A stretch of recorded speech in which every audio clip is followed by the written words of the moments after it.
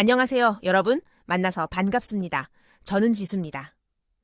저희 새로운 보금자리 유튜브 채널 실화사연에 오신 것을 진심으로 환영합니다. 이곳에서는 여러분이 미처 알지 못했을 감동적인 삶의 조각들, 바로 실화들을 들려드릴 거예요. 이야기를 놓치지 않으려면 구독 버튼을 누르고 종 모양 아이콘을 클릭해서 새로운 영상이 올라올 때마다 알림을 받아보세요. 그리고 마음에 드셨다면 저에게 힘이 될 수 있도록 좋아요. 또 꼭 부탁드립니다. 자, 그럼 오늘 이야기 속으로 함께 떠나볼까요? 고요한 밤, 한적한 거리의 정적을 찢는 듯한 날카로운 브레이크 소리. 1월에 이슬비가 내린 뒤 젖은 아스팔트 위에는 가로등 불빛이 길고 일그러진 흔적을 그렸다. 그 공포스러운 순간, 주변의 모든 소리가 사라진 듯했고 오직 내 심장이 격렬하게 뛰는 소리와 고통과 당혹감으로 일그러진 남편의 얼굴만이 내 눈동자에 깊이 박혔다. 그리고 모든 것이 무한한 어둠 속으로 가라앉았다.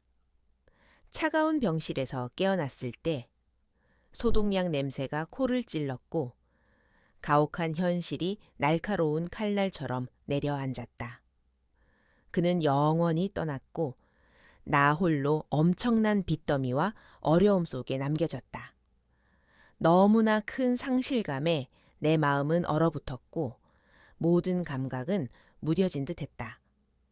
그 후 며칠은 암울하고 피곤한 나날의 연속이었다. 급하게 치러진 장례식, 쉴 새 없이 울리는 독촉 전화, 그리고 정들었던 집마저 떠나야 했다. 나는 졸지의 가장이 되어 학령기 아이의 미래를 짊어지게 되었다. 절망 속에서 나는 예전에는 상상조차 해본 적 없는 집 청소일을 받아들였다. 어느 몹시 추운 겨울 오후, 강남의 고급 빌라 검은 철문 앞에 섰을 때 차가운 바람이 불어와 첫눈에 가느다란 조각들을 실어 날랐다. 고요한 집을 올려다보니 고독과 차가움이 공간 전체를 감싸는 듯했다. 나는 깊이 숨을 들이쉬며 강해져야 한다고 스스로 다짐했다. 이건 단지 일일 뿐, 내가 계속 살아갈 수 있는 방법일 뿐이라고. 벨을 누르자 문이 서서히 열렸고 한 남자가 서 있었다. 그의 얼굴은 고뇌에 잠겨 있었고 눈빛에는 깊은 슬픔이 드리워져 있었지만 회색 스웨터를 입었음에도 불구하고 여전히 세련되고 우아한 기품이 흘렀다. 짧은 순간 눈이 마주쳤을 때 내 심장을 스치는 이상한 감정이 있었다. 남녀 간의 설렘이 아니라 마치 한 그림의 두 조각처럼 말없는 교감, 유사한 고독감이었다. 그는 아무 말 없이 고개를 살짝 끄덕이고는 안으로 들어섰다. 나는 조용히 뒤따르며 집안을 감싸는 정적을 느꼈다. 수정 샹들리에에서 비치는 부드러운 빛은 값비싸지만 차가운 가구들을 비추고 있었다. 그 공간에서 나는 따뜻한 집의 온기 대신 가슴 시리도록 텅 비고 외로운 감정만을 느꼈다. 그가 날 벽난로에서 작은 불이 타오르는 서재로 안내했을 때 처음으로 그의 낮은 목소리가 침묵을 깼다. 편하게 일하세요. 저 신경 쓰지 마시고요. 그의 시선은 잠시 나를 스쳤다가 다시 손에 든 책으로 향했다. 그 순간 집의 차가움과 이 남자의 멀게 느껴지는 모습 사이에서 나는 뭔가 다른 것을 느꼈다. 단순한 고독이 아니라 깊은 슬픔, 내면에 숨겨진 상처였다. 그리고 놀랍게도 얼어붙었던 것 같던 내 심장이 아주 미세하게 울리기 시작했다. 마치 겨울에 차가운 눈 아래에서 작은 싹이 돋아나는 것처럼 빌라에서 일하기 시작한 초반 며칠은 이상할 정도로 고요했다. 나는 집안 구석구석 값비싸지만 생기 없는 장식품들을 닦으며 일에 몰두했다. 사장님은 늘 서재에 있었고 가끔씩만 밖으로 나왔다. 그는 과묵했고 때로는 고개를 끄덕이거나 짧은 말 한마디뿐이었다. 그러나 그 과묵함 속에는 아주 특별하고 아주 고요하며 따뜻한 무언가가 숨겨져 있었다. 한 번은 주방 찬장에서 유통기한이 지난 소스병들을 발견하고 그의 의향을 조심스럽게 물었다. 알아서 처리하세요. 그는 책에서 눈을 떼지 않고 말했다. 그 대답은 무심한 듯 했지만 나를 놀라게 했다. 나는 낯선 사람에게서 한 번도 받아본 적 없는 말, 없는 신뢰감을 느꼈다. 그는 냉정한 사람이 아니라 단순히 모든 것을 스스로 결정하는데 너무나 익숙해져 있었고 함께 나눌 사람이 없었음을 깨달았다. 점점 그의 냉장고에 신경이 쓰였다. 텅 비어 있었고 유통기한이 지난 음식들로 가득했다. 가슴 한 구석이 아련해졌다. 일을 마친 후 나는 마트에 들러 신선한 재료들을 사고 집으로 돌아와 김이 모락모락 나는 된장찌개와 몇 가지 소박한 반찬을 만들어 냉장고에 넣어두었다. 아무런 쪽지도 남기지 않았다. 그저 외로운 그 남자를 위해 무언가를 해주고 싶었을 뿐이었다. 며칠 후 내가 다시 찾아왔을 때 사장님은 평소처럼 서재에 있지 않았다. 그는 주방 근처에 서서 나를 당황스러우면서도 따뜻한 눈빛으로 바라보았다. 맛있는 식사 고마워요. 그가 조용히 말했다. 제 입맛에 딱 맞았어요. 처음으로 그의 입꼬리가 살짝 올라가는 것을 보았다. 희귀하지만 내 마음을 이상하게 설레게 하는 미소였다. 요리 솜씨가 꽤 좋으시네요. 혹시 앞으로 식사 준비도 부탁해도 될까요? 나는 망설였지만 그의 얼굴을 보니 거절할 수 없었다. 그때부터 식사 준비는 내 업무의 일부가 되었다. 매 끼니마다 나는 맛있고 집밥 같은 요리를 만들기 위해 노력했다. 어느 날 내가 음식을 식탁에 차려 놓았을 때 사장님이 나를 불렀다. 앉아서 같이 먹어요? 혼자 먹는 건 맛이 없어요. 그 순간 우리는 마주보고 앉아 조용히 식사를 했다. 소박한 식사였지만 특별한 온기로 가득했다. 그는 돌아가신 어머니에 대해 그리고 17살 때 어머니가 마지막으로 끓여주신 된장찌개에 대해 이야기했다. 나는 조용히 들으며 그의 목소리에 담긴 깊은 아픔과 상실감을 느꼈다. 우리는 삶에 대한 이야기, 서로가 겪었던 상실에 대해 나누었다. 식탁은 점차 마음을 나누는 곳이 되었고 두 외로운 영혼은 그곳에서 서로의 공통점을 발견했다. 식탁에서의 대화는 점점 더 친밀해졌다. 사장님은 더 많이 이야기하기 시작했고 그의 말은 더 이상 무감각하지 않고 관심과 심지어는 가벼운 농담까지 담겨 있었다. 누군가 더 따뜻하다면 내 삶도 더 따뜻해질 거라고 생각해요. 그는 장난스러운 미소를 지으며 말하곤 했다. 나는 그의 존재가 찌개 속 무처럼 따뜻하게 데워지면 더욱 깊고 달콤해진다는 것을 깨달았다. 어느 날 사장님은 나에게 밝은 베이지색 실크 블라우스를 선물하며 내게 잘 어울린다고 했다. 그는 직접 누군가에게 선물을 고른 적이 없지만 이상하게도 나에게 아름다운 것을 사주고 싶었다고 어색하게 설명했다.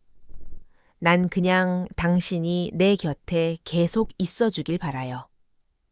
그는 진심이 담긴 눈빛으로 말했다. 그 말은 말 없는 고백처럼 내 마음속 깊이 와닿았다. 그날 밤 사장님은 특별한 저녁 식사를 준비했다. 평소처럼 소박한 음식이 아니라 스테이크, 샐러드, 그리고 레드 와인이 있는 작은 만찬이었다.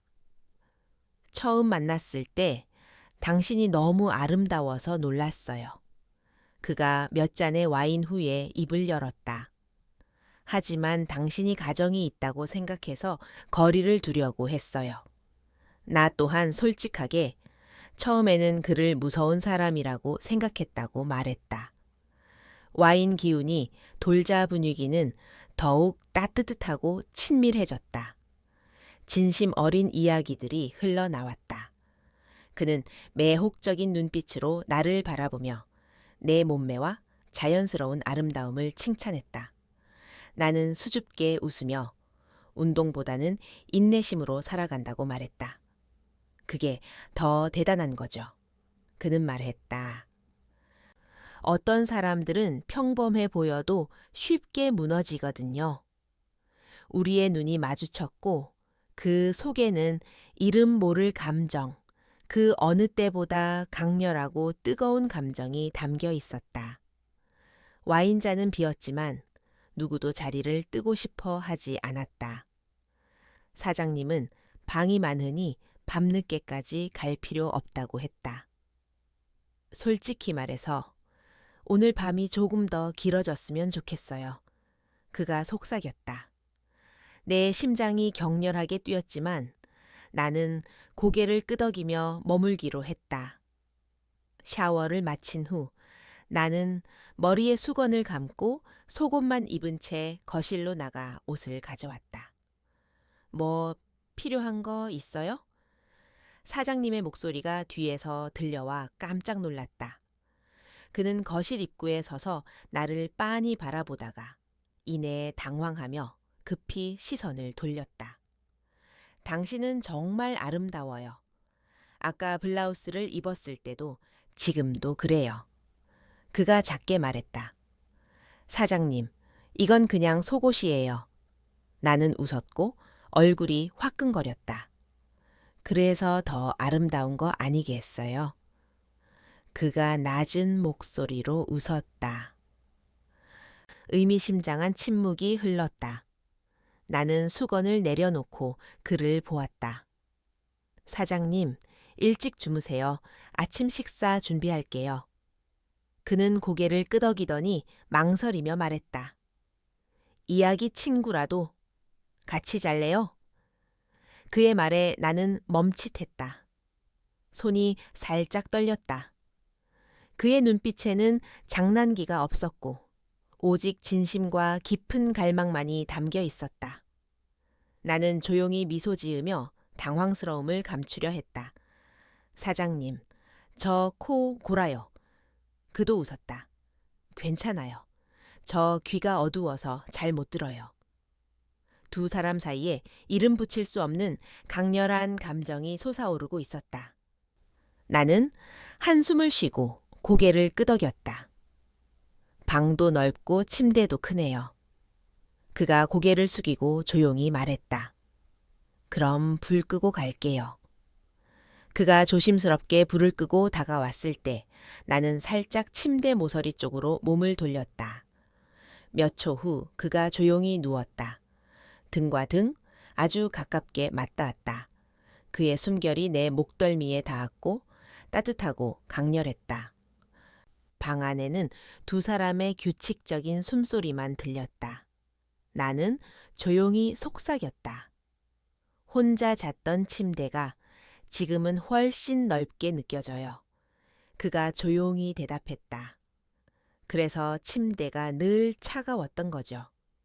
그리고 조심스럽고 신중하게 그의 손이 내 손등을 덮었다. 나는 피하지 않았다. 그의 손가락이 부드럽게 쓰다듬으며 내 팔을 따라 어깨까지 천천히 움직였다. 나는 긴장하며 몸이 살짝 굳었지만 그가 속삭였다. 괜찮아요. 편하게 있어요. 말을 마친 그는 내 몸의 부드러운 곡선을 부드럽게 어루만졌고 그의 숨결은 내 귀 옆에서 뜨거웠다. 알죠? 그가 내 귀에 속삭였다. 목소리는 매혹적이었다. 너무 아름답고 부드러워요. 나는 숨을 헐떡이며 작게 신음했다. 부끄러워요. 말하지 마세요. 어쩌면 그 부끄러워하는 말이 나를 더 사랑스럽게 만들었을지도 모른다. 그는 촉촉한 숨결을 쇄골 아래로, 그리고 더 아래로, 더 아래로 움직였다. 뜨거운 숨결과 그의 손가락이 동시에 바쁘게 움직였다. 내가 완전히 젖었을 때 그는 내 깊숙한 곳으로 조용히 들어왔다. 흐읍, 그가 끊어지는 목소리로 뱉었다. 이게 가능해요? 왜요? 나는 헐떡이며 물었다. 너무 조여요. 그 말을 듣자 내 얼굴은 어둠 속에서도 붉게 달아오르는 것 같았다. 나는 가쁜 숨을 삼키며 헐떡이는 목소리로 말했다. 사장님, 말하지 마세요. 그는 내 말에 형언할 수 없는 흥분을 느꼈다. 그의 허리는 멈추지 않고 움직였고 고요한 공기 중에 마찰음이 점점 더 격렬하게 울려 퍼졌다. 그리고 그의 목소리가 떨렸다. 왜요? 우리 대화하기로 약속했잖아요. 그는 내 부드럽고 풍만한 곳을 강하게 쥐고 움직임을 가속했다. 나는 더 이상 참을 수 없었다. 두 다리 사이의 간격이 마침내 완전히 벌어졌고 한참 후 내 다리가 살짝 떨렸다. 마찰음은 점점 더 커져 고요한 공간을 가득 채웠다. 마침내 그가 정점에 다다랐을 때 깊은 신음이 내 입술에서 터져 나왔다. 나는 당신이랑 살아야 할 것 같아요. 그가 조용히 속삭였다. 나는 힘없이 이불로 흐트러진 몸을 가리고 작게 웃었다. 그날 밤 두 사람은 아무 말 없이 서로를 꼭 끌어안고 오랫동안 감싸 안았고 두 심장의 박동은 하나가 되었다. 다음 날 아침 부드러운 햇살이 얇은 커튼 틈새로 스며들어 방 안을 물들였다. 내가 먼저 눈을 떴고 옆에 있는 익숙하지만 조금은 낯선 온기를 느꼈다. 사장님은 여전히 깊은 잠에 빠져 있었고 그의 얼굴은 평소보다 훨씬 평온해 보였다. 어젯밤 내가 뭘 한 거지? 나는 입술을 꽉 깨물고 조용히 침대에서 벗어났다. 거실로 나와 나는 조심스럽게 긴 머리를 묶고 티셔츠 소매를 걷어 올렸다. 냉장고를 열었고 움직임은 조심스러웠지만 미세한 떨림이 섞여 있었다. 달걀을 꺼내고 어제 남은 나물에 참기름을 조금 더 넣고 손가락으로 간을 맞췄다. 내 마음은 이미 그에게 향해 있었지만 이성은 조용히 막고 있었다. 그럼에도 불구하고 내 손은 조심스러웠고 식탁 위의 모든 음식은 내 마음을 담고 있었다. 이건 그냥 식사일 뿐이야. 어젯밤은 술 때문이었을 뿐이야. 나는 스스로에게 중얼거리며 젓가락과 숟가락을 깔끔하게 놓고 작게 한숨을 쉬었다. 그리고 그가 깨어나기 전에 나는 다시 거울 앞에 섰다. 머리를 정리하고 입가에 작은 잔주름을 쓰다듬으며 무심한 표정을 지었다. 하지만 내 눈빛은 새로 찾은 행복의 기대감과 밝음을 숨길 수 없었다. 괜찮아. 오늘은 아무 일도 없었던 것처럼 나는 작은 기대감과 복잡한 감정들 사이에서 조용히 걸었다. 아침 식사 후 사장님은 조용히 내 맞은편에 앉았다. 나는 그의 시선을 살짝 피했고 어젯밤의 기억이 밀려왔다. 그가 미소 지었고 그의 눈빛은 부드러움과 확신으로 가득했다. 이제 우리 관계를 좀 바꿔볼까요? 네? 나는 놀라 고개를 들었다. 저와 함께 살아요. 그가 내 눈을 똑바로 바라보며 말했다. 낮은 목소리였지만 진심이 담겨 있었다. 월급의 5배를 평생 줄게요. 그가 가볍게 웃었다. 장난기 가득한 밝은 미소였다. 무슨 말씀이세요? 나는 입을 떡 벌렸고 얼굴은 놀라움으로 가득했다. 그가 환하게 웃으며 2팔을 벌렸다. 물론 반은 농담이고 반은 진심이에요. 하지만 그만큼 당신 곁에 있고 싶다는 뜻이에요. 나는 여전히 어리둥절했지만 입꼬리가 서서히 올라갔다. 사장님은 정말 답이 없네요. 그런 분이 평생 옆에 있으면 지루할 틈이 없을 거예요. 그건 동의해요. 그의 제안은 이상했지만 그 속에 담긴 마음은 예상치 못하게 따뜻하고 부드러웠다. 그 후로도 나는 계속 사장님 댁에서 일했다. 식사를 준비하고 청소를 하고 가끔 정원도 돌봤다. 매일매일은 평범하게 흘러갔다. 하지만 한 가지 달라진 것이 있었다. 그의 눈빛, 그의 목소리, 그리고 그가 나에게 주는 작은 선물들이었다. 때로는 고급스러운 금 목걸이였고 때로는 단순한 진주 팔찌였다. 사장님, 이런 건 너무 비싸서 제가 받을 수 없어요. 나는 조심스럽게 말했다. 그는 늘 웃으며 고개를 저었다. 백화점에서 직접 뭘 골라서 누구에게 선물해 본 적이 없어요. 그런데 자꾸 당신에게 뭔가를 해주고 싶어져요. 당신이 입은 옷, 당신 손목에 있는 것들. 나는 계속 생각했어요. 당신이 뭘 입으면 예쁠까? 나는 당황해서 손을 비비며 말했다. 그런 말씀은 저를 부담스럽게 만들어요. 알아요. 하지만 진심이에요. 그는 잠시 멈췄다가 신중하게 말을 고르며 진심이 담긴 눈빛으로 나를 바라보았다. 당신이 여기에 온 날부터 내 삶은 점차 따뜻해졌어요.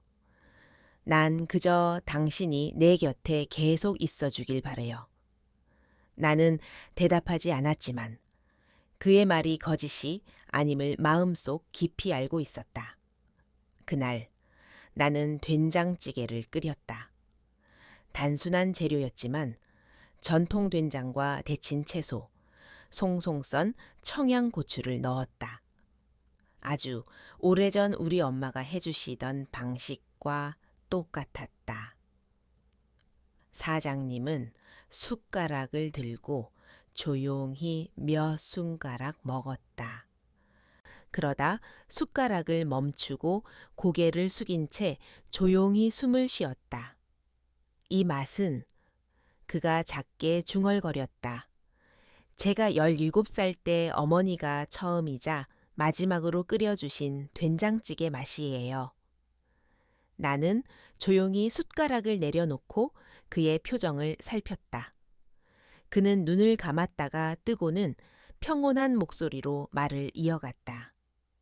그날 눈이 많이 왔어요. 어머니는 아프셨는데도 저녁을 끓여주려고 애쓰셨지요. 그때는 몰랐는데 지금 생각해보니 그게 어머니의 마지막 식사였어요. 나는 조용히 고개를 끄덕였다. 그의 마음이 너무나 깊은 듯하여 아무 말도 할 수 없었다. 그가 나를 보며 살짝 웃었다. 오늘은 그 맛이 좀 울컥하게 하네요. 고마워요. 정말요? 저는 이런 말을 하려니 좀 부끄럽네요. 요즘은 당신이 이 집에 들어오는 소리만 들어도 마음이 편안해져요. 나는 조용히 시선을 피했다. 그 말은 너무나 따뜻해서 어떻게 받아들여야 할지 몰랐다. 만약 괜찮다면 그가 천천히 말했다. 이대로 남은 인생을 함께 보내는 건 어때요? 나는 여전히 아무 말도 하지 않았지만 그날 식탁에 퍼지던 독특한 온기를 두 사람 모두 분명히 느꼈다. 그날 이후로도 나는 매일 사장님의 아침 식사를 준비했고 다양한 반찬을 추가했다. 참기름을 조금 넣어 향을 더하고 고등어 조림에는 물을 두툼하게 썰어 넣어 깊은 맛을 냈다. 사장님은 늘 고맙다고 말했다. 하지만 내게는 감사하다는 말보다 그가 밥 한 그릇을 다 비웠을 때, 그리고 숟가락을 내려놓고 만족스러운 한숨을 내쉬었을 때가 더 소중했다. 그들은 특별한 약속을 하지는 않았다. 하지만 함께 보내는 시간은 점점 더 많아졌고 그의 옷장에는 내가 다려놓은 셔츠들이 항상 가지런히 걸려 있었다. 어느 겨울 아침 눈이 내렸다. 나는 창밖을 내다보다 그를 불렀다. 사장님, 저것 보세요. 첫눈이에요. 그가 다가와 내 옆에 섰다. 그들은 한동안 말없이 눈 내리는 것을 바라보았다. 제가 여기 온 게 잘한 일 맞죠? 내가 조용히 웃으며 말했다. 사장님은 고개를 끄덕이며 대답했다. 네, 아주 잘한 일이에요. 그날 처음으로 그들은 자연스럽게 손을 꼭 잡았고 내 마음속에 평화롭고 완전한 감정이 스며들었다.